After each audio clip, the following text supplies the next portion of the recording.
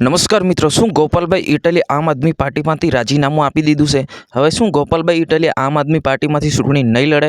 નમસ્કાર મિત્રો, વિડીયોમાં તમારું સ્વાગત છે. વિડીયોને અંત સુધી જોજો અને આપણી ચેનલ પર નવા તો ચેનલને સબસ્ક્રાઈબ કરીને લાઇક કરી નાખજો.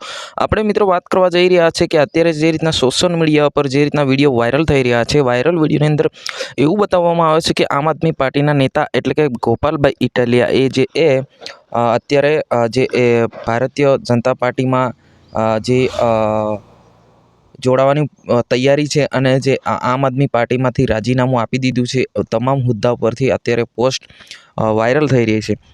પરંતુ મિત્રો, તમે હકીકત ના જાણતા હોય કે અત્યારે જે રીતના તમને બતાવવામાં આવી રહ્યું છે કે વાયરલ જે પોસ્ટની અંદર એ જે છે બિલકુલ એવું નથી મિત્રો. ગોપાલભાઈ ઇટાલિયા નથી રાજીનામું આપ્યું, નથી કે આમ આદમી પાર્ટી છોડવાના, એને આમ આદમી પાર્ટીમાંથી જ જે આવનારી ધારાસભ્યની ચૂંટણી પણ લડવાના છે.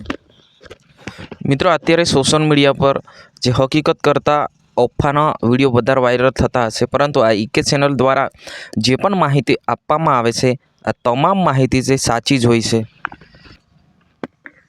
એટલે હું તમને આ વિડીયોની અંદર જણાવી રહ્યો છે.